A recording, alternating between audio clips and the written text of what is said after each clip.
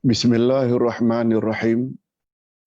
Alhamdulillah wassalatu wassalam ala Rasulillahi amma ba'd. Hadirin dan hadirat serta para pemirsa yang saya hormati, Assalamualaikum warahmatullahi wabarakatuh. Alhamdulillah kita bersyukur kehadirat Allah Azza wa Jalla. Berkat taufiknya kita diberi peluang, kesempatan, masa untuk sekali lagi menambah ilmu pengetahuan kita tentang selok-belok agama, yang pada pagi ini setiap hari Khamis kita akan membahas tentang Al-Asma'ul Husna, nama-nama Allah yang terbaik. Yang pada pagi ini lebih khusus pembahasan kita tentang dua nama Allah, yaitu Al-Hayyu dan Al-Qayyum. Dua nama Allah ini komen ulama akidah dan ulama tafsir adalah termasuk di antara nama-nama Allah yang sangat istimewa. Yang sangat istimewa. Sehingga ada di antara mereka yang mengatakan bila dua nama Allah ini kita panggil, seolah-olah kita memanggil semua nama Allah Al-Asma'ul Husna yang 99 itu. Jika ditanya apa sebab dengan menyebut dua nama ini,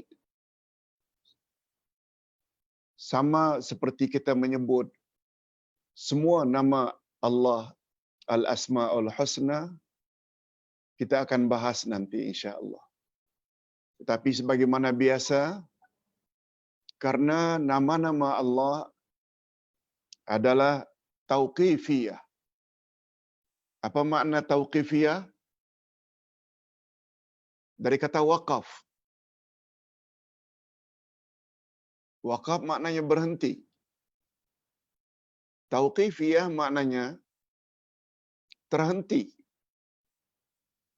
Sebagaimana yang disebut oleh Allah dalam Al-Quran atau disebut oleh Nabi Muhammad sallallahu alaihi wasallam di dalam hadisnya yang sahih. Ustaz buat contoh tauqifiyah yang lain.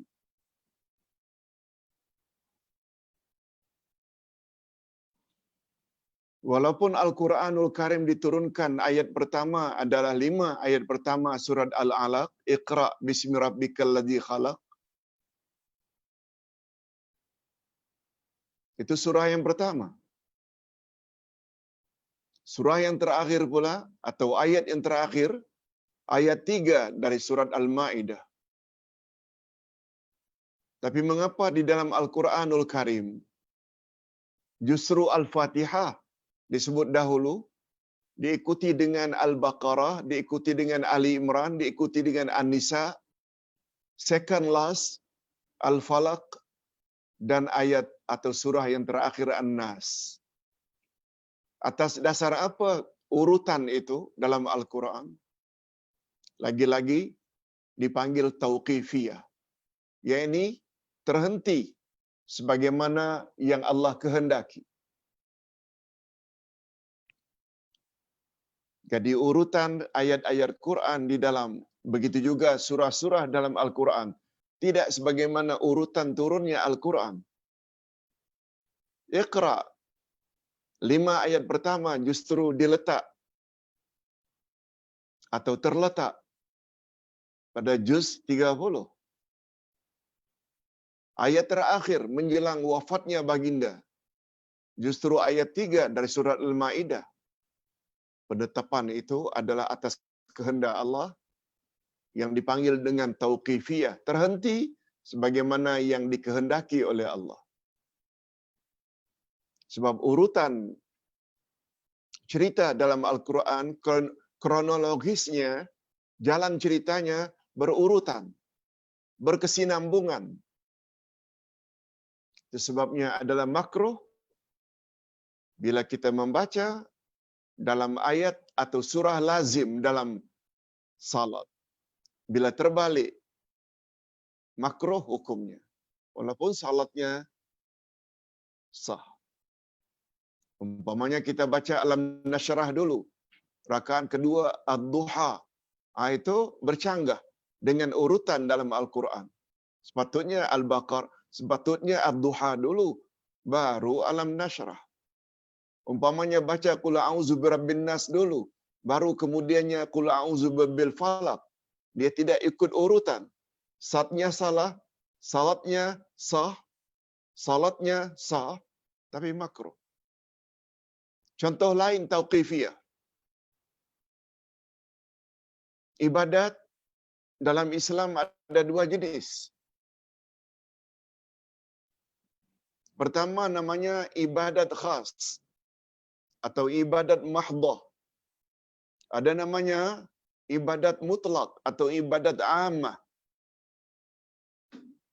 Ibadat khas seperti salat, puasa, zakat, haji, umrah, tawaf, sa'i. Dia tauqifiyah. Terhenti sebagaimana yang telah ditetapkan oleh Rasul sallallahu alaihi wasallam. Bilangan rakaat, subuh 2 rakaat, maghrib 3 rakaat, zuhur, asar, isya 4 rakaat, itu tauqifiyah. Kita tidak boleh robah-robah bilangan rakaat itu. Okey. Kita berbalik kepada Al-Asma'ul Husna. Nama-nama Allah itu tauqifiyah. Kita tidak boleh reka-reka nama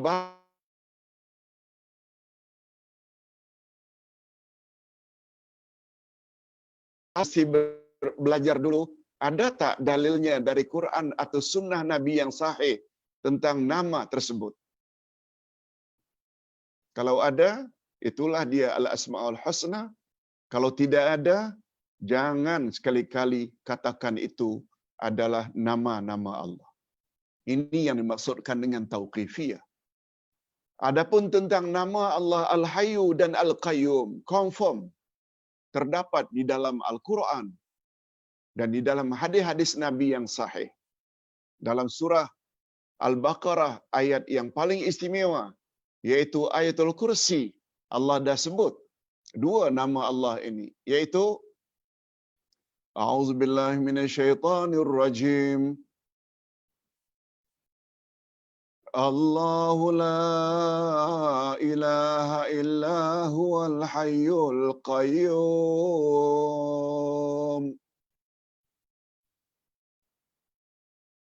La ta'khudhuhu sinatun wa la naum.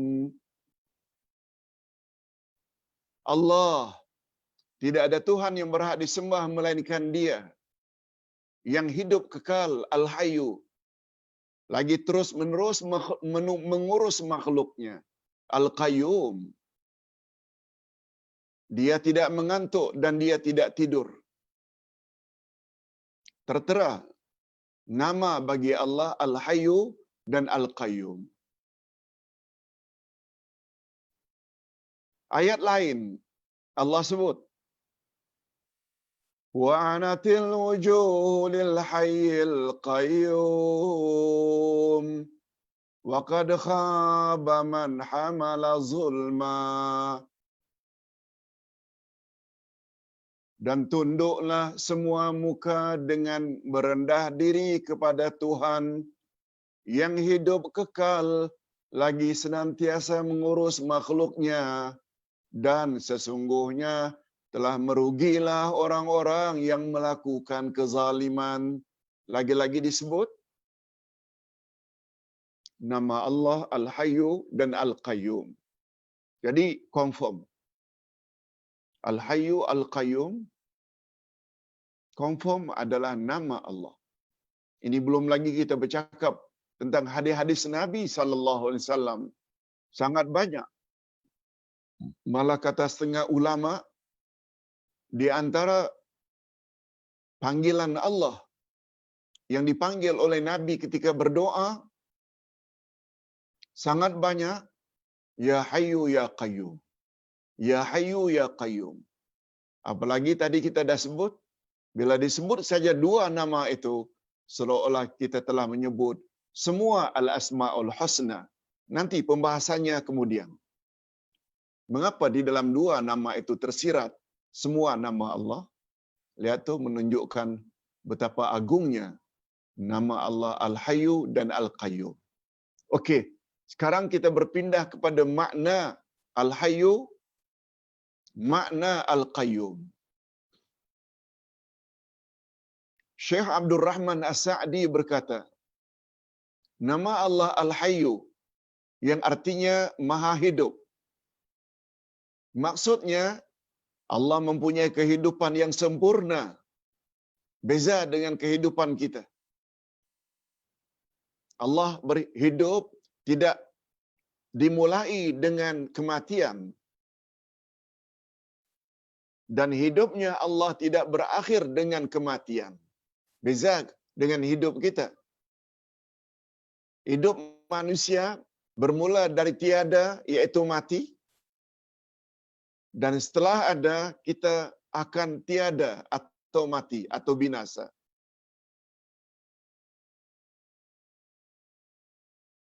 Itu sebabnya manusia sebenarnya bermula dari mati daripada hidup. Dari mana kita dapat tahu kita bermula dari mati? Mati dengan makna tiada. Kita boleh lihat pada ayat 2 dari surat Al-Mulk. Apa kata Allah? Menjelaskan tentang dirinya. Allazi khalaqal mauta wal hayata. Allah telah menjadikan mati dan hidup. Mati disebut dahulu. Mati dengan makna tiada. Setelah ada sekarang ini, tak lama lagi kita akan tiada, iaitu mati. Itu sebabnya dalam pandangan akidah Islamiyah, mati ada 2 kali dan hidup juga ada 2 kali. Mati pertama sebelum kita hidup, mati yang kedua setelah hidup kita akan mati. Sedangkan kehidupan juga ada 2, hidup yang sekarang dan setelah mati kita akan hidup lagi nanti di alam akhirat. Okey. Jadi kata Syekh Abdul Rahman As-Sa'di, nama Allah Al-Hayyu, kita fokus dulu kepada nama Allah yang kelima, iaitu Al-Hayyu. Baru kemudian Al-Qayyum. Apa makna Al-Hayyu? Maha hidup. Tapi apa maksudnya? Maksudnya, Allah mempunyai kehidupan yang sempurna. Di dalam nama Allah Al-Hayyu tercakup semua sifat zatiyah, iaitu al-ilmu, ilmu pengetahuan, al-izzah, keperkasaan, al-qudrah, berkuasa, al-iradah, berkehendak, al-azamah, keagungan, al-kibriya, kebesaran, dan lain-lain lagi. Apa makna Al-Hayyu termasuk ke dalam sifat zatiyah? Ustaz ulang sedikit. Sifat Allah pada garis besarnya 2 saja. Untuk mudah memahaminya, 2 saja.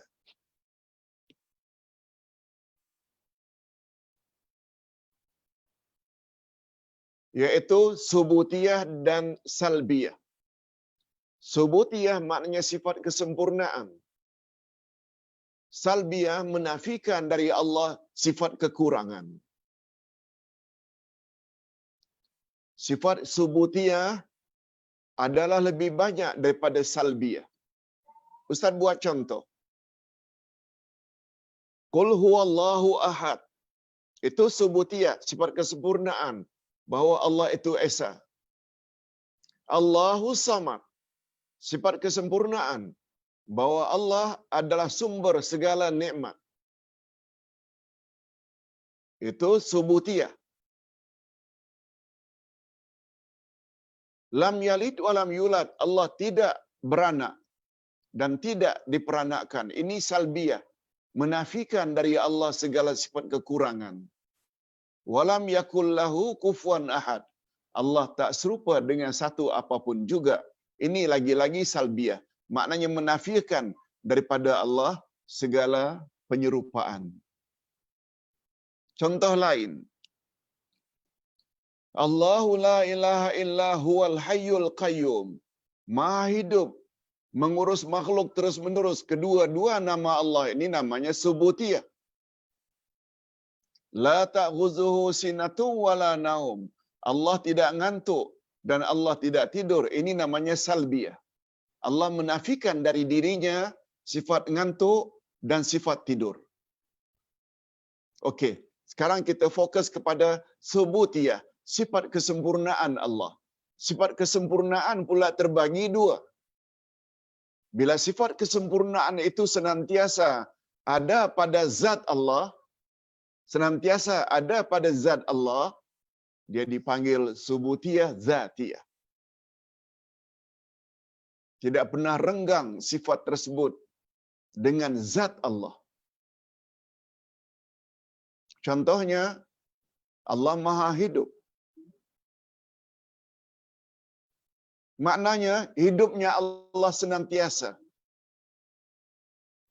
Tidak sedikit pun dicemari oleh kematian. Al-ilmu atau al-alimu, Allah Maha mengetahui ilmu yang ada di sisi Allah senantiasa. Allah mendengar senantiasa. Allah melihat senantiasa. Allah berkuasa senantiasa. Allah perkasa senantiasa. Subutiyah jenis itu dipanggil subutiyah zatiyah.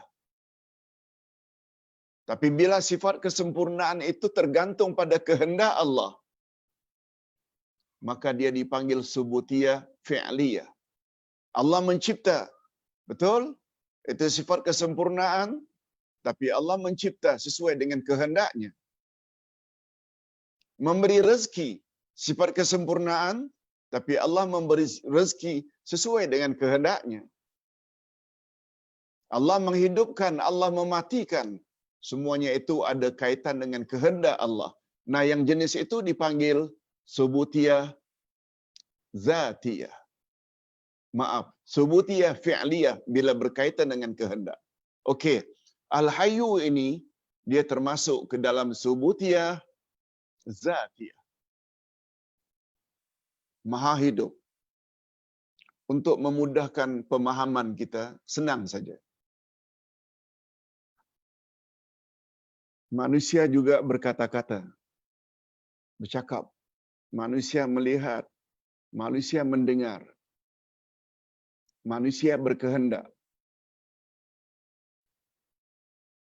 Semua perbuatan-perbuatan ini, bercakap, melihat, mendengar, ada kaitan tak dengan kehidupan?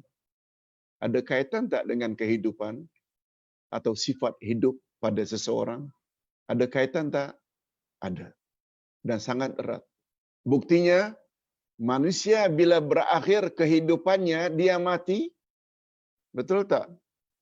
Matanya yang tadinya ketika hidup boleh memandang, boleh melihat, sekarang penglihatannya sudah tidak function lagi.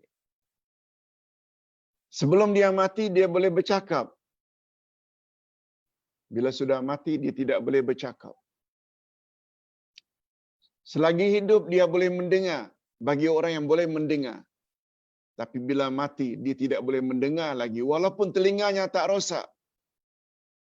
Tidak boleh bercakap lagi walaupun mulut dan lidahnya tidak rosak. Tidak boleh melihat lagi walaupun matanya tidak rosak. Ini menunjukkan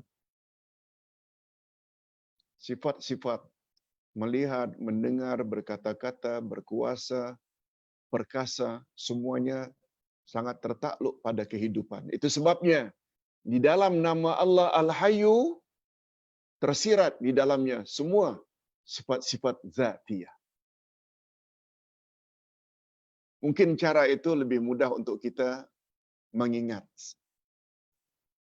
Malah Ustaz selalu sebut dalam kelas, Kalau selama ini kita boleh berjalan karena kita masih lagi hidup, bagi yang boleh berjalan, boleh bergerak, betul tak apabila kita dah mati, ke kuburan kita tidak boleh jalan sendiri, diusung oleh orang lain. Apa sebab? Padahal semasa hidupnya boleh berjalan, tapi tak boleh berjalan. Kalaulah mayat boleh berjalan, barangkali akan bertempiar, termasuk imam dan Pak Bilalnya akan lari. Apa sebab? Semua kita tahu, berjalan bergerak ini ada kaitannya dengan hidup. Macam itulah cara mudah memahami kalau disebut Allah itu maha hidup, maka tersirat di dalamnya segala sifat-sifat zatiyah. Okey. Ustaz ulang sekali lagi. Nama Allah Al-Hayyu Maha Hidup terdapat di dalamnya sifat Al-Hayat. Dulu Ustaz ada sebut di dalam nama-nama Allah 99. Dalam setiap nama ada sifat. Mesti ada sifat. Impossible. Mustahil Allah menamakan sesuatu menjadi namanya, lalu Allah tidak memiliki sifat dalam nama itu. Allah menamakan dirinya Al-Alim. Mesti ada sifat Al-Ilmu di dalam nama Al-Alim. Allah menamakan dirinya Al-Basir, Maha Melihat. Mesti ada sifat Al-Basar, melihat. Mustahil Allah buta. Kalau Allah menamakan dirinya As-Sami, Maha Mendengar, mesti ada sifat sama. Kalau Allah menamakan dirinya Al-Mutakallim, Maha Berkata-kata, mesti ada di dalamnya sifat kalam. Kalau Allah menamakan dirinya Al-Hayyu, mesti ada di dalamnya sifat hayat. Adalah mustahil Allah menamakan dirinya Al-Hayyu lalu dia mati. Adalah mustahil Allah menamakan dirinya Al-Adil, Maha Adil, lalu dia zalim. Mestilah ada sifat Al-Adlu. Kalau kita setuju, akur dalam setiap nama Allah, mesti ada sifat. Nama Allah ada berapa jumlahnya? 99. Setuju tak? Di situ saja ada 99 sifat Allah. 99 sifat Allah. Karena kita dah setuju, dalam setiap nama Allah ada sifat. Di dalam Al-Asma'ul Husna, 99. Yang disyaratkan mesti tahu. Menjadi syarat untuk masuk syurga. Di situ saja ada 99 sifat Allah. Siapa yang membatasi hanya 20? Kononnya kita wajib mengetahui sifat Allah 20. Kemana 79 lagi kita buang? Padahal mengetahui 99 nama Allah yang tersirat di dalamnya 99 sifat Allah menjadi syarat untuk masuk syurga. Sebagaimana sabda Nabi dalam hadis sahih riwayat Imam Bukhari dan Imam Muslim. Inna lillahi tis'atan wa tas'ina isma mi'atan illa wahidah man ahsaha dakhalal jannah. Rawahul Bukhari wa Muslim. Allah memiliki 99 nama, yaitu 100 kurang 1. Siapa yang memeliharanya, dia layak masuk syurga. Ustaz tak mau komen tentang sifat 20. Tapi bagi Ustaz,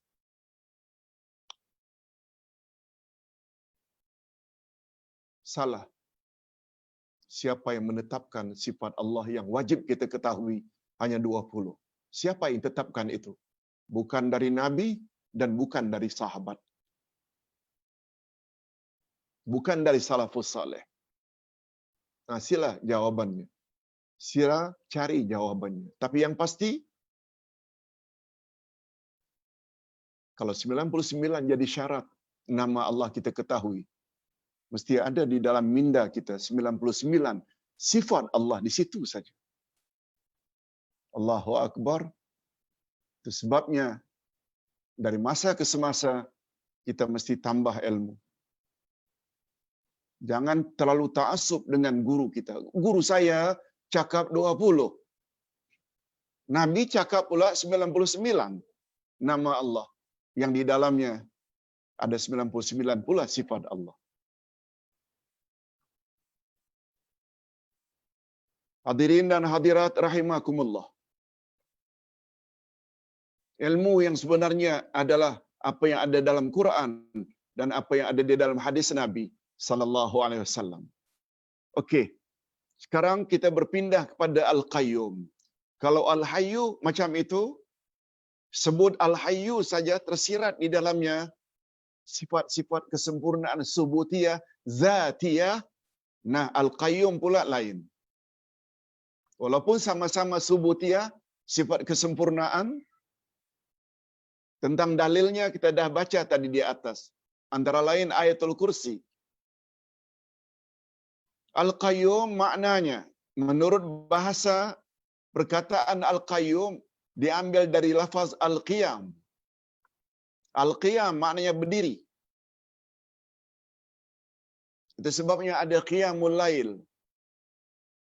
Bangkit malam. Bangun. Al-Qiyam. Qiyamul Lail. Itu sebabnya ada istilah kiamat. Hadirin dan hadirat, minima kiamat ada 21 nama. Kiamat, Al-Haqqah, Al-Qari'ah, Al-Qiyamah, Yaumuddin. Ada yang mengatakan 29 nama untuk hari kiamat. Masing-masing mempunyai nama-nama atau makna tersendiri. Tapi yang paling popular dari semua nama itu adalah Al-Qiyamah. Mengapa yang paling terkenal dipanggil Al-Qiyamah? Karena kita yakin bila sudah ditiup sangkakala yang kedua, dalam Al-Quran, dalam surat An-Nazi'at kita ada sebut. Tiupan sangkakala ada berapa? 2 kali. Yang pertama namanya Ar-Rajifah. Tiupan sangkakala yang pertama membuat semuanya hancur. Kemudian diikuti dengan Ar-Radifah, yaitu tiupan sangkakala yang kedua, yaitu tiupan yang ketika itu akan bangkit dari kubur masing-masing orang yang sudah mati. Bangkit, itu sebabnya dipanggil qiyamah. Al-qiyam. Qiyam maknanya bangkit dari kubur masing-masing untuk berhimpun di padang mahsyar untuk dihisap. Itu sebabnya hari kiamat, walaupun namanya ada yang mengatakan 21, ada yang menamakan ada 29 nama kiamat, nama yang paling popular adalah kiamat karena ia membawa makna bangkitnya manusia, qiyam manusia dari kubur untuk berhimpun di padang mahsyar. Okey, itu dari sudut bahasa. Sedangkan perkataan Al-Qayyum adalah sirah mubalaghah. Kaedah bahasa Arab, sirah mubalaghah maknanya format atau bentuk yang menyatakan bersangat-sangatan. Bentuk yang menyatakan berlebih-lebihan atau bersangatan dengan wazan atau timbangan fa'ul.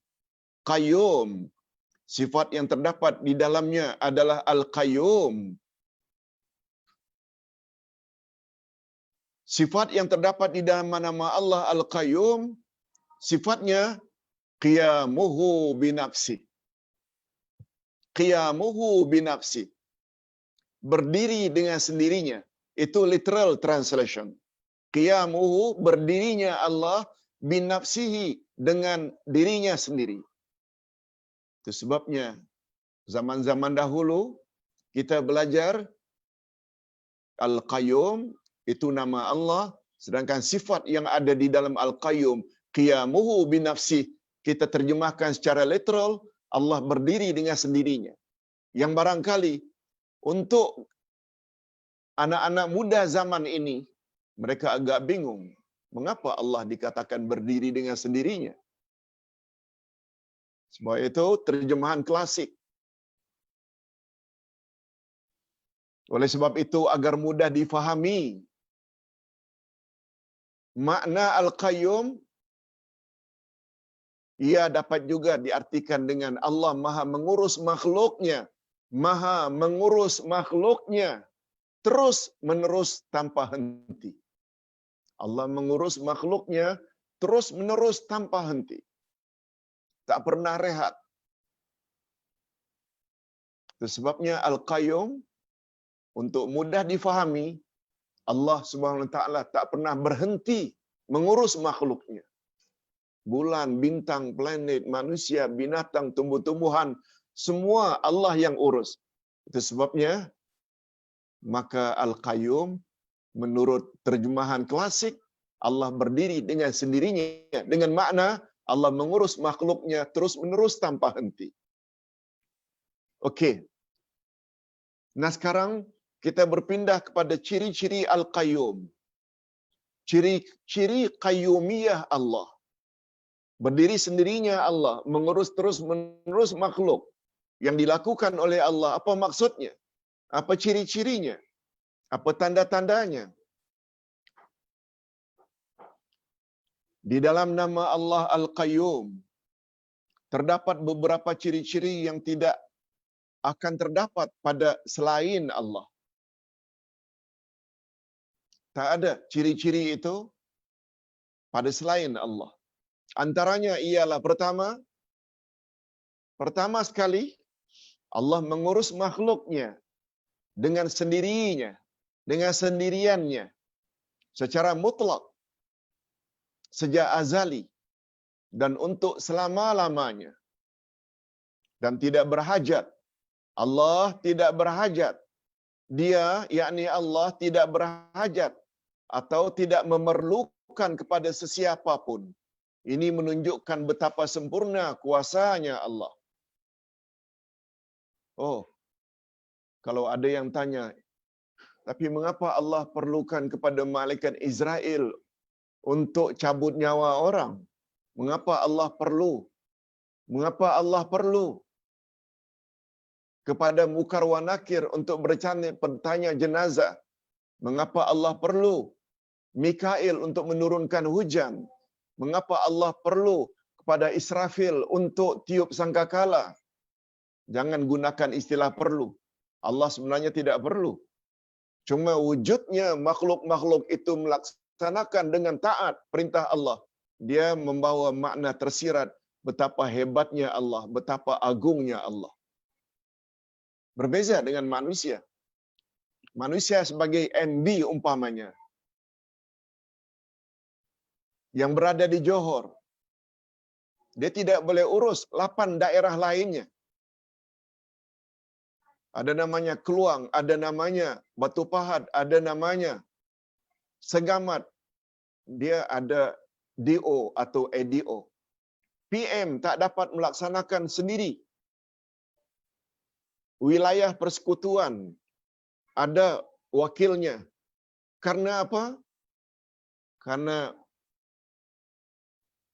PM, Perdana Menteri, tidak mampu. Karena kelemahannya berbeza dengan Allah. Allah suruh malaikat-malaikatnya bukan menunjukkan Allah tak mampu, tapi berbeza dengan manusia walaupun dia menjadi presiden. Kalau di Indonesia, setiap wilayah itu ada gabenanya, gubernur kata orang sana.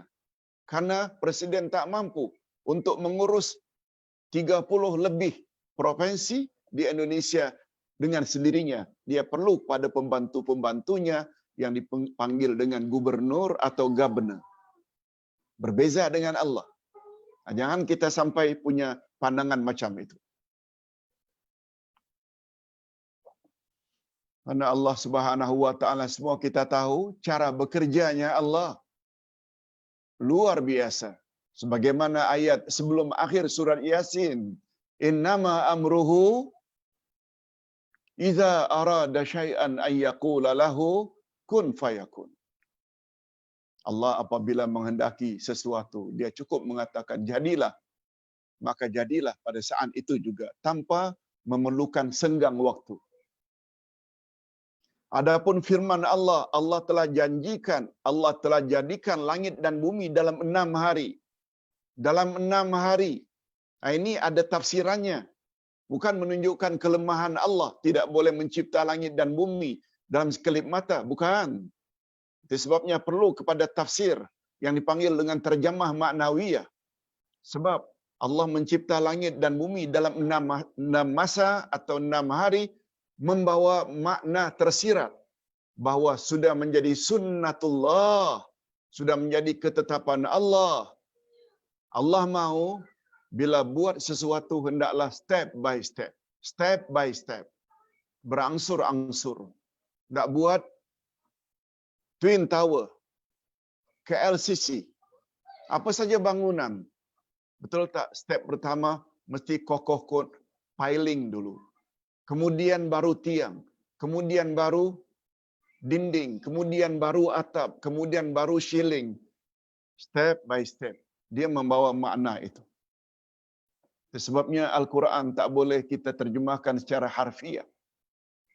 Dia mesti melalui terjemah maknawiyah, baru kita dapat mengambil hukum yang dipanggil dengan istilah tafsir. Hadirin dan hadirat, serta para pemirsa yang saya hormati. Kita teruskan. Ciri-ciri qayyumiyah Allah. Yang kedua, Allah mengurus segala makhluknya. Apakah di langit atau di bumi. Semuanya Allah yang mengurus. Semuanya tidak akan wujud dan baik kecuali dengan taufiknya. Sesuatu tidak akan wujud dan tidak akan baik kecuali dengan taufiknya, dengan restunya, dengan izinnya. Semua makhluk adalah faqirah. Faqirah maknanya berhajat atau memerlukan kepadanya Allah. Semua makhluk memerlukan Allah, berhajat kepada Allah. Sehingga arash dan hamalatul arash, pengangkat arash, tidak akan wujud dan tidak akan mampu mengangkat arashnya tanpa izin Allah. Sedangkan dia pula, yakni Allah, tidak berhajat kepada sesiapa pun. Hadirin dan hadirat rahimakumullah. Mula-mula makhluk yang Allah cipta adalah hamalatul. Mula-mula makhluk yang Allah cipta adalah arashnya. Singgasana Allah.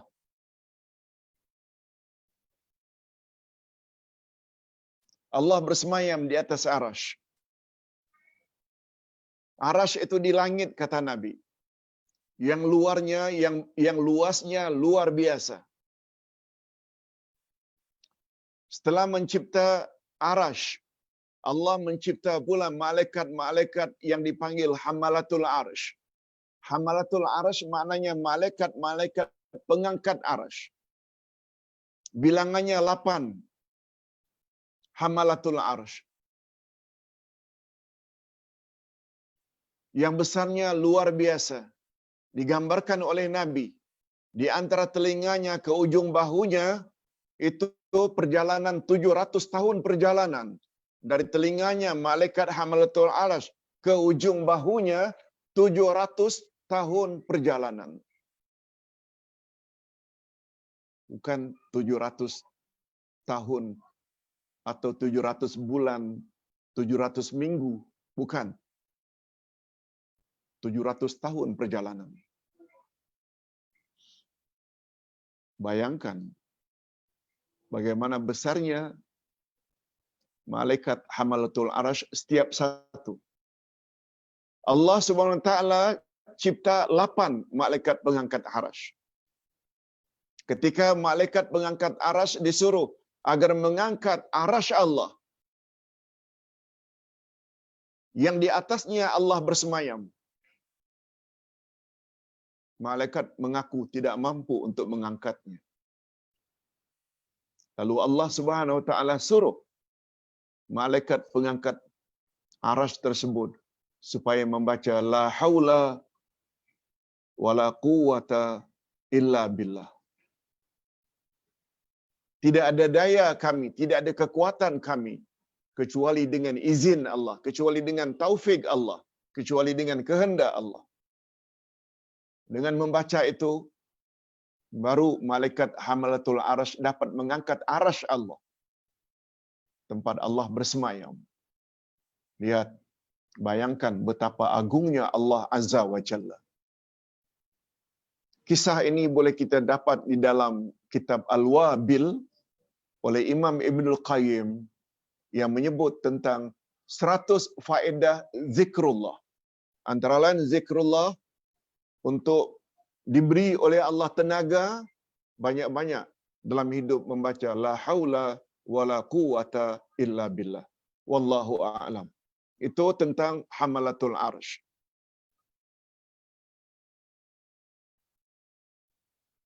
Yang ketiga, ciri-ciri qayyumiyah Allah. Semua mengurus segalanya.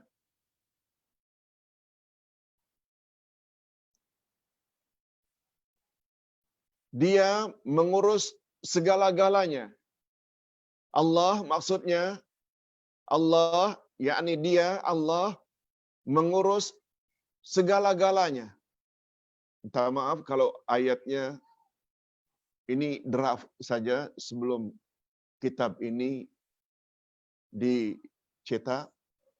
Mungkin ada sedikit kekeliruan, typo, salah type.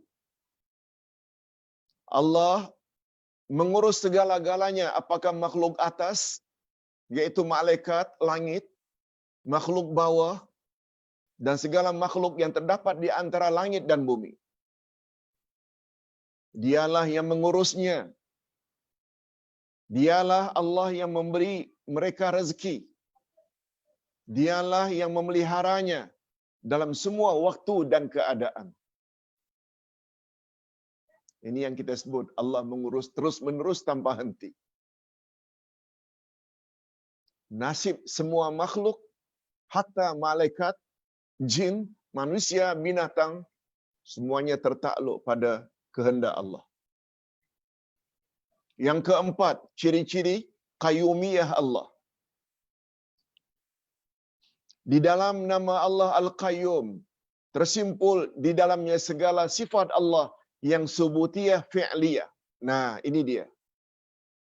Kalau tadi kita dah sebut, di dalam nama Allah Al-Hayyu, tersirat semua sifat subutiyah zatiyah.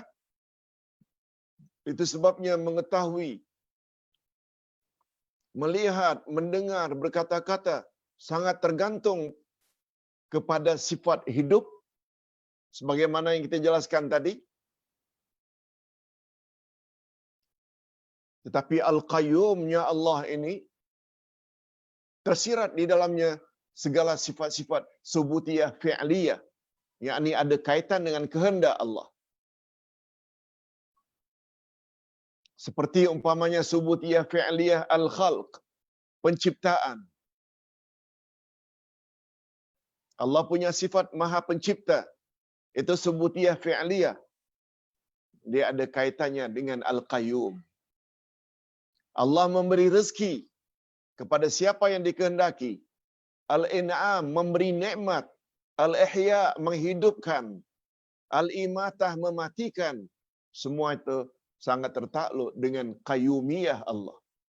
Mudah-mudahan para jemaah dan para pemirsa sekalian dapat memahami.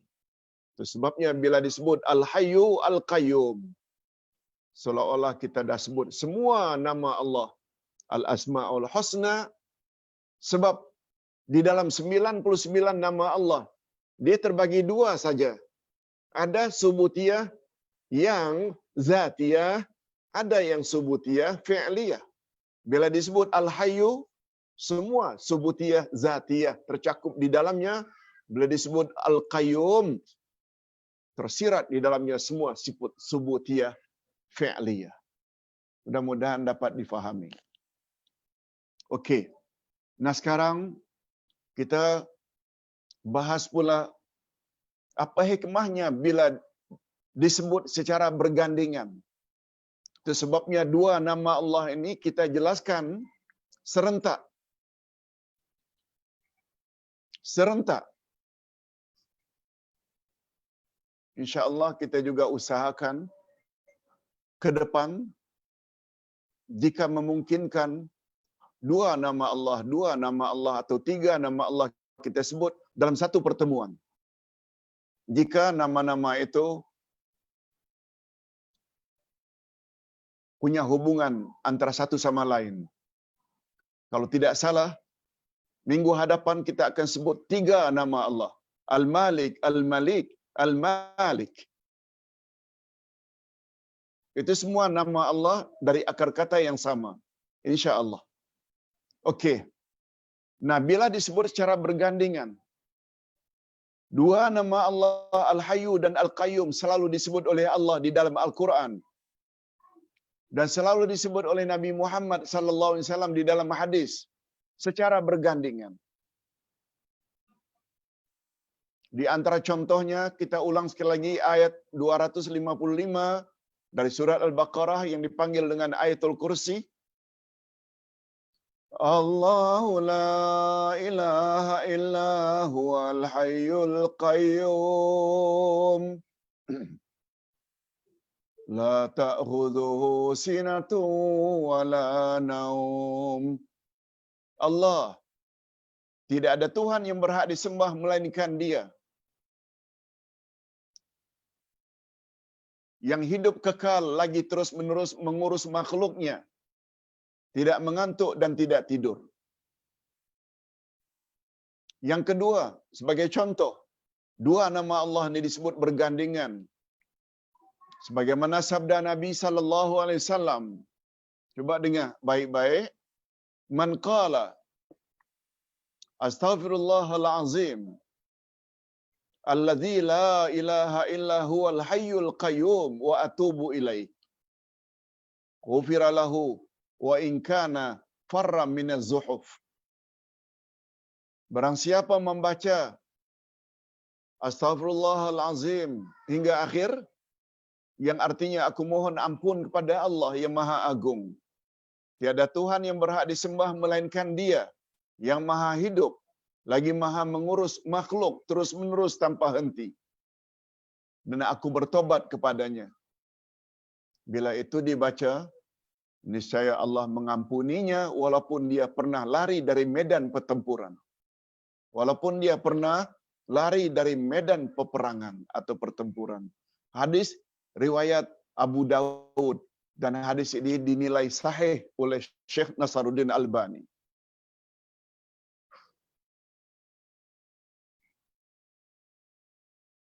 Sedikit komen, pernah diviralkan lebih kurang tahun lalu. Sepatutnya kita baca astaghfirullahal azim alladzi la ilaha illa huwal hayyul qayyum wa atubu ilaih. Ada pula yang membaca al-hayyul qayyum. Sama-sama ada dalilnya. Sama-sama ada dalilnya. Menurut kawaid atau kaedah bahasa Arab, illa huwal hayyul qayyum, illa huwal hayyul qayyum. Kalau al-hayya al-qayyum ini, dia ada kaitan dengan al-azima, nama Allah yang berbaris di atas memnya. Al-azima, dia akan jadi al-qayyuma dan al-hayya.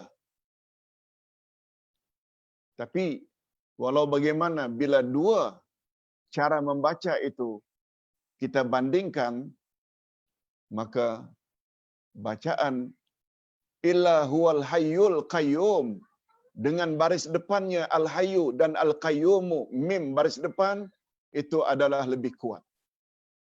Siapa yang ingin membaca al-hayya al-qayyumah juga boleh. Wallahu a'lam. Hadirin dan hadirat rahimakumullah. Jika berhimpun kedua-dua nama Allah tersebut, yakni Al-Hayyu dan Al-Qayyum, maka bermakna berhimpunlah segala sifat kesempurnaan. Tadi kita dah sebut. Al-Hayyu tersimpul di dalamnya sifat subutiyah, zatiyah, itu Al-Hayyu. Sedangkan nama Allah Al-Qayyum pula terhimpun di dalamnya sifat subutiyah fi'liyah. Kedua-dua nama Allah ini terdapat di dalam ayat yang sangat istimewa sehingga disebut oleh Nabi sallallahu alaihi wasallam sebagai penghulu ayat-ayat Al-Quran, yaitu ayatul kursi. Dan atas dasar itu pula lah para ulama memasukkan dua nama Allah ke dalam Al-Asma'ul Husna. Dua nama Allah tersebut oleh para ulama akidah memasukkan di dalam nama-nama Allah yang maha agung. Semua nama Allah adalah hebat belaka. Tetapi Al-Hayyu Al-Qayyum dipanggil dengan nama-nama Allah yang agung. Rasulullah sallallahu alaihi wasallam bersabda, pandangan ini disandarkan dengan sabda Nabi. Apa kata Nabi ketika berdoa? Allahumma inni as'aluka bi anna lakal hamd. La ilaha illa anta wahdak. La syarika lak. Al-mannanu ya badi'as samawati wal ard. Ya dzal jalali wal ikram. Ya hayyu ya qayyum. Inni as'aluka. Lalu kita sambung dengan apa yang kita hajatkan. Lalu kata baginda, laqad sa'altallaha bismihil a'zam allazi idza du'iya bihi ajaba wa idza su'ila bihi a'ta. Okey, itu hadisnya yang lengkap. Nah, sekarang terjemahannya.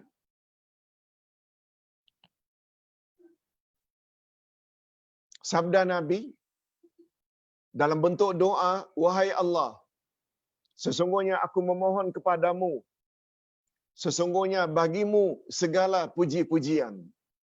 Tiada Tuhan yang berhak disembah melainkan Engkau, ya Allah. Yang pemberi nikmat, wahai yang maha pencipta langit dan bumi, tanpa contoh sebelumnya. Wahai yang maha agung lagi maha mulia.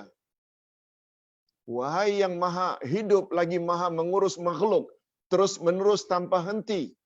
Aku memohon kepadamu. Kita sebut apa yang kita hajatkan.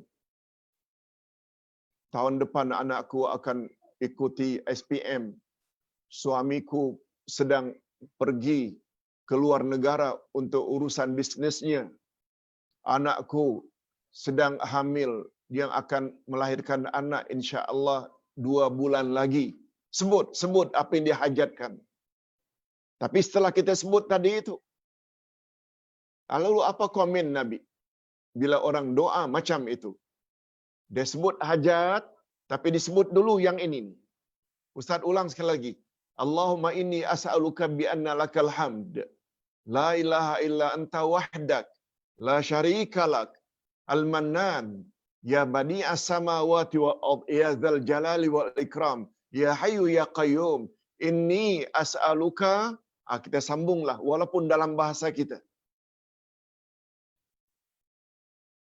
Umpamanya Allahumma ya hayyu ya qayyum inni as'aluka ilman nafi'a wa rizqan thayyiba wa amalan salihah. Itu permintaan juga. Bila kita doa cara macam itu, coba dengar ini komen Nabi. Hadis ini hadis sahih.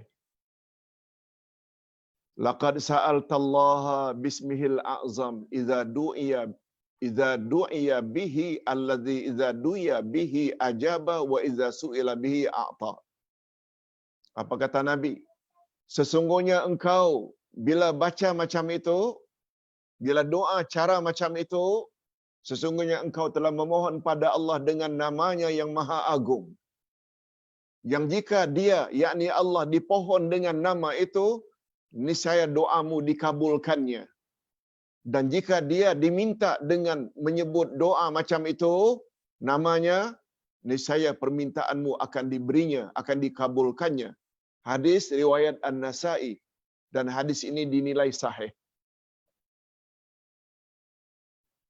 Jadi dengan kata lain, menyebut nama Allah ya Hayyu ya Qayyum, apalagi kita dah sebut tadi, bila dua nama Allah disebut, Seolah-olah kita telah menyebut semua nama-nama Allah yang 99, makbul doa kita. Okey. Nah sekarang bahagian terakhir, kesan beriman kepada dua nama ini, yaitu Al-Hayyu dan Al-Qayyum. Kita dah belajar lebih kurang 1 jam pembahasan tentang Al-Hayyu dan Al-Qayyum. Kalau kita betul-betul faham, dia akan memberi kesan kepada diri kita, dalam keyakinan kita, sehingga membentuk satu sikap berbeza sebelum kita tahu makna sebenar dari Al-Hayyu dan Al-Qayyum. Apa kesannya? Pertama sekali, dia akan menjadi orang yang mempunyai sifat tawakal yang tinggi. Dia akan jadi orang yang mempunyai sifat tawakal. Tawakal dengan makna serah diri pada Allah yang sangat tinggi. Serta akan menyerahkan dirinya hanya kepada Allah, secara zahir dan batin. Dalam apa yang dihadapi atau yang diharapkannya, terhadap apa yang diharapkannya, dalam perkara yang dia takuti, atau dalam perkara yang dia takuti.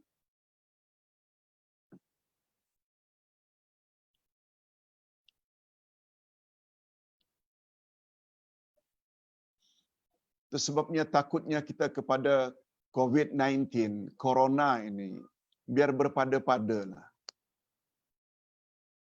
Jangan takut keterlaluan. Jangan keterlaluan dalam takut. Takut boleh, sebab takut ada dua jenis.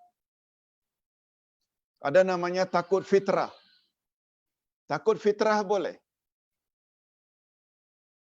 Takut mendatangi masjid, apalagi dapat arahan daripada ulil amri waktu PKP dulu. Jangan salat Jumat, jangan salat berjamaah di masjid. Dibimbangkan akan terjangkit corona, wabak corona. Lalu kita pun takut. Sebab wabak itu cukup berbahaya. Itu namanya takut fitrah. Tapi jangan keterlaluan. Orang yang ada akidah, orang yang ada iman,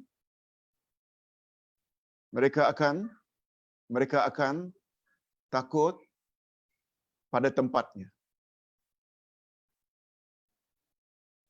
Hatta saat ini kita dah dibenarkan untuk salat Jumat dan salat berjamaah, tapi dengan SOP, dengan ketentuan-ketentuan, jaraknya, pakai mask dan lain-lain, kita patuhi.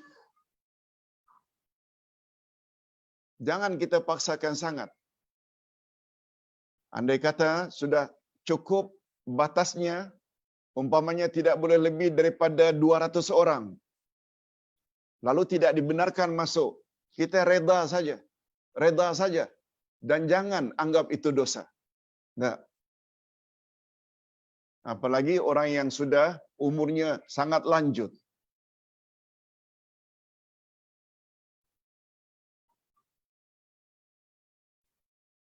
Hadirin dan hadirat serta para pemirsa yang saya hormati, jangan mentaati Allah secara sembrono. Sembrono maknanya membuta tuli. Kita takut pada Allah, kita beribadat pada Allah mesti dengan ilmu. Seperti yang Ustaz sebut sebelum ini. Kaedah yang menyebut dar'ul mafasid muqaddam ala jalabil masalih. Menghindarkan kebinasaan menimpa diri, hendaklah didahulukan daripada mendapat manfaat. Memang salat berjamaah dapat manfaat. Tapi bila kita paksakan salat berjamaah pada saat-saat kita perlu jaga kesihatan, apalagi umur sudah lanjut melebihi dari 70, berpada-padalah. Salat Jumaat bila cukup quorum, alhamdulillah. Kalau perlu datang lebih awal, alhamdulillah. Bila terlambat tidak diizinkan, kita reda saja. Reda saja. Sebab itu sudah menjadi ketetapan Allah dan tidak berdosa di sisi Allah. Dan satu lagi takut yang tak diboleh ini namanya takut khurafat.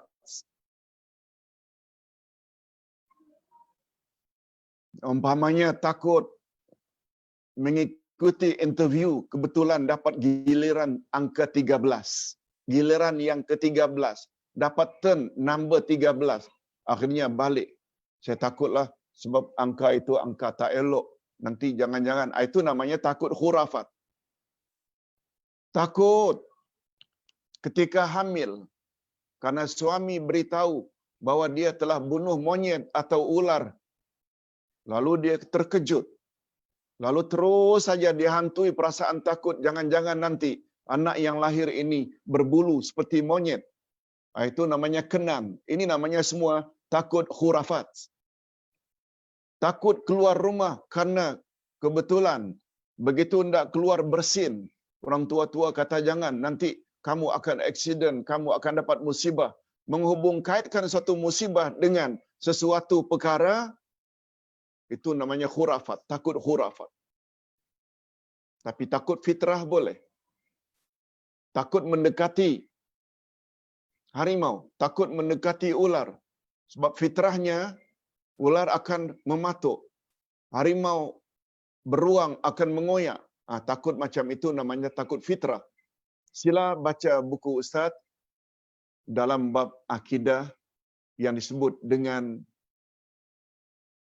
takut khurafat dan takut fitrah. Takut fitrah boleh, tapi takut khurafat ini syirik hukum. Itu sebabnya kata Nabi, at-tiyaratu syirkun. At-tiyaratu syirkun. Menghubung kaitkan musibah yang akan menimpa dikaitkan dengan berita yang kita dengar. Berita yang kita dengar, suami beritahu sebab dia tak tahu bahawa kita telah mula hamil, bahawa dia telah membunuh monyet ke atau ular ke, lalu kita hubung kaitkan rasa takut dengan anak akan yang kita sebut dengan kenan. Kenan itu termasuk tiarah. Kata Nabi, at-tiaratu syirkun. Tiarah itu syirik. Sebab takut macam itu adalah takut yang boleh membawa kepada khurafat. Itu sebabnya Nabi Muhammad sallallahu alaihi wasallam ajar, bila kamu ada perasaan seperti itu, seperti bersin tadi dihubung kaitkan dengan aksiden. Kenan tadi dihubung kaitkan anak akan cacat. Kata Nabi, memberi solusi, bila kamu terdengar macam itu dan takut, segera mohon pada Allah. Dan doa itu diajar oleh Nabi. Allahumma la ya'ti bil hasanati illa anta wa la yadfa'u sayyiati illa anta wa la haula wa la quwwata illa bika. Apa artinya? Ya Allah, tidak ada kebaikan yang aku akan dapat kecuali dengan izin Engkau. Tidak ada yang dapat menolak mudarat atau bahaya kecuali hanya Engkau. Aku tidak ada daya, ya Allah. Aku tidak ada kekuatan, ya Allah, kecuali dengan izin Engkau. Ini doa apabila kita bimbang sesuatu akan menimpa. Begitu juga apabila kita akan keluar rumah lalu bersin. Teringat orang tua-tua kata tak elok kita teruskan perjalanan. Selain baca Bismillahi tawakkaltu 'ala Allah la haula wala quwwata illa billah, bagus juga baca Allahumma la ya'ti bil hasanati illa anta wa la yadfa'u sayyiati illa anta wa la haula wala quwwata illa bika. Nah, doa itu Ustaz ada tulis dalam buku Akidah 2. Akidah 2 bab tiarah. Macam mana cara untuk melindungi diri daripada terkena tiarah. Wallahu a'lam. Hadirin dan hadirat rahimakumullah. Sedikit lagi. Yang kedua, kesan iman seseorang Ustaz ulang, pertama kali bila orang itu mantap terhadap nama Allah Ya Hayyu Ya Qayyum, dia akan jadi orang yang mempunyai sifat atau sifat tawakal yang tinggi, serah diri pada Allah yang tinggi. Bila bercakap tentang tawakal ini, pernah 3 manusia zaman dahulu yang sangat hebat dan tinggi tawakalnya. Kita singkatkan.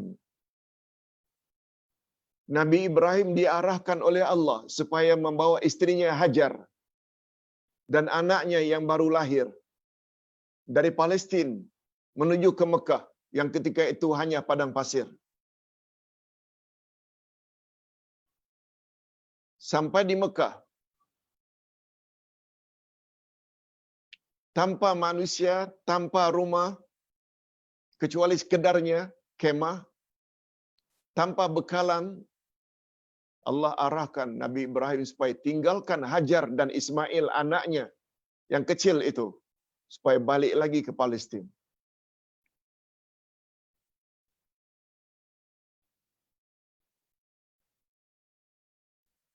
Ibrahim sebagai Khalilullah, Habibullah, Rasulullah, ulul azmi lagi,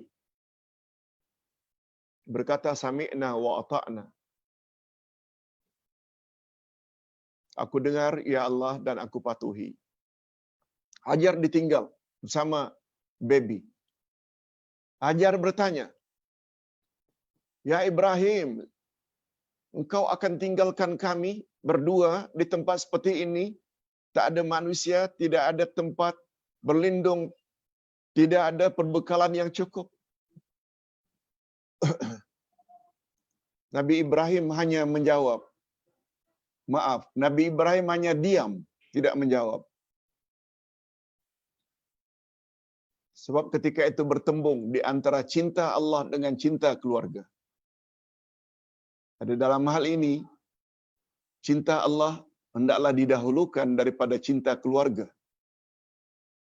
Hajar ulang lagi, "Sampai hati engkau tinggalkan kami di tempat ini tanpa manusia, tanpa bekalan yang cukup. Di tempat yang panas seperti ini." Sekali lagi Nabi Ibrahim, maaf, Nabi Ibrahim diam, tidak menjawab. Ketika itu Siti Hajar teringat, jangan-jangan ini atas arahan Allah.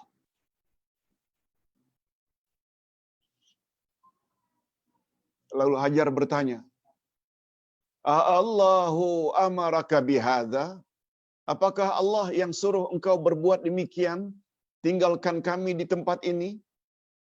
Engkau balik ke Palestin seorang diri untuk jumpa keluarga di sana? Sebagaimana kita ketahui kan Ibrahim punya 2 istri. Istri pertama Sarah, tapi tidak dapat anak.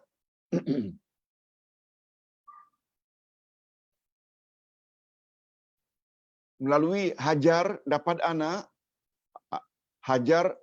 Sarah begitu cemburu sehingga minta supaya Ibrahim bawa Sarah dan Ismail, Hajar dan Ismail jauh dari Palestin. Ini semua perencanaan Allah yang panjang ke depan. Ekoran daripada rasa cemburu Hajar itulah akhirnya ada kota Mekah, ada Zamzam, ada Ka'bah, ada Safa Marwah untuk sa'i. Ini semua perencanaan Allah Azza wa Jalla. Kita pendekkan cerita. Allahu amaraka bihadza. Setelah 2 kali ditanya, apakah engkau sampai hati meninggalkan kami di tempat seperti ini? Nabi Ibrahim diam. Kali ketiga, tergerak hati Hajar untuk bertanya, Allahu amaraka bihadza. Apakah Allah yang suruh engkau berbuat begini? Nabi Ibrahim ketika itu langsung menoleh istri dan anaknya sambil menjawab, "Na'am." Benar. Kalaulah bukan karena perintah Allah, tak akan aku sampai hati meninggalkan kamu berdua seperti ini. Coba dengar apa jawaban dan komen Hajar. Diharapkan semua para isteri, para wanita memiliki sifat tawakal yang tinggi ini. Apa kata Hajar? Tafaddal, silakan wahai suamiku Ibrahim. Izan la yudayyi'ana. Izan, kalau begitu, ini perintah Allah, la yudayyi'ana. Pasti Allah tidak akan menyia-nyiakan hidup kami di tempat ini. Lihat. Ucapan itu tak akan mungkin akan muncul dari mulut orang yang tidak tinggi tawakalnya pada Allah. Karena ini adalah perintah Allah, baliklah. Sebab aku yakin, kata Hajar, kalau ini perintah Allah, Allah pasti tidak akan menyia-nyiakan hidupku di sini dan anakku. Ringkas cerita, Ibrahim balik, Hajar menghadapi anaknya yang kepanasan dan kehausan, lalu mundar-mandir antara dua bukit Safa dan Marwah. Sampai di Safa, dari ketinggian bukit melihat kalau ada kafilah dagang yang sedang lalu merentas padang pasir, hampa. Pergi lagi ke Marwah, hampa. Pergi lagi ke Safa, Marwah. Safa, Marwah. Sampai 7 kali. Mundar-mandir, hampa. Akhirnya ketika itu menjelmalah makhluk Allah, yaitu malaikat dalam bentuknya yang asli, bersayap, lalu berkata kepada Hajar, jangan takut, aku adalah utusan Allah. Di tempat yang tidak begitu jauh dari tempatmu berdiri itu, wahai Hajar, akan dibina rumah Allah.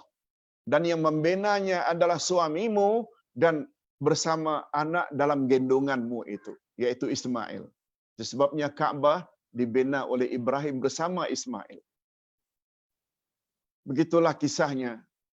Begitulah kisahnya, betapa tingginya tawakal Ibrahim, betapa tingginya tawakal Hajar, dan kombinasi dari tawakal yang tinggi dari ibu dan bapa ini, maka muncullah anaknya yang begitu tinggi tawakalnya bernama Ismail. Itu sebabnya ketika Ismail berumur 13 tahun, Ibrahim datang ke Mekah, lalu bermimpi, lalu menyampaikan pada anaknya, wahai anak, tadi malam ayah bermimpi menyembelihmu. Fanzur kaifa tara. Ini boleh kita lihat di dalam surat Az-Zukhruf dalam Al-Quran. Ibrahim bertanya, wahai anakku Ismail, tadi malam Allah bermimpi menyembelihmu. Macam mana pendapatmu, nak? Coba dengar apa jawaban anaknya. Ya abatif'al ma tu'mar. Satajiduni insyaallah minas sabirin. Wahai ayah, kalaulah itu sememangnya kehendak Allah, lakukanlah, sembelihkanlah anak anda ini, dan anak anda akan sabar menghadapinya. Coba tengok kesan daripada ibu bapa yang begitu tinggi tawakalnya. Ayahnya Ibrahim, ibunya Hajar, muncullah anaknya Ismail yang juga tinggi derajat tawakalnya. Allahu Akbar. Ini boleh kita jadikan contoh. Itu sebabnya janganlah mengharap anak akan taat. Andai kata mak bapak tidak taat dulu pada Allah. Jangan bermimpilah anak supaya taat, tutup aurat, salat, bercakap yang sopan. Andai kata mak bapak cakapnya kasar, tidak salat, tidak tutup aurat. Jangan bermimpi sangat. Sebab anak akan jadi bila ibu bapa itu dah jadi orang-orang yang takut dan takwa pada Allah. Besar kemungkinan anak dan cucu juga akan takut kepada Allah dan takwa pada Allah. Baik, minta maaf kalau contoh-contoh itu agak terlalu panjang. Okey. Yang kedua, setelah tawakal, kesan dari iman seseorang kepada Al-Hayyu dan Al-Qayyum. Dia akan selalu menggunakan dua nama Allah ini ketika berdoa. Doa yang diawali dengan menyebut dua nama tersebut akan segera diperkenankan atau dikabulkan oleh Allah. Di antara doa itu yang pernah diajar oleh Nabi, riwayat Imam Tirmizi yang derajatnya hasan. Kuat, baik makna hasan ini. Walaupun tidak sampai derajat sahih, tapi tidak dhaif, tidak lemah. Tolong ikuti. Ya Hayyu, Ya Qayyum, birahmatika astaghits. Ya Hayyu, Ya Qayyum, birahmatika astaghits. Dan doa ini disebut oleh Nabi di dalam satu riwayat, sangat bagus doa ini kita baca bila kita ditimpa oleh rasa sedih, gundah, risau, bimbang, rungsing. Banyak-banyak baca Ya Hayyu, Ya Qayyum, birahmatika astaghits. Wahai Allah yang maha hidup, lagi maha mengurus makhluk terus-menerus tanpa henti. Dengan berkat rahmat-Mu, aku mohon pertolongan. Pertolongan maknanya agar dihindarkan daripada malapetaka, daripada perkara-perkara yang tak diinginkan.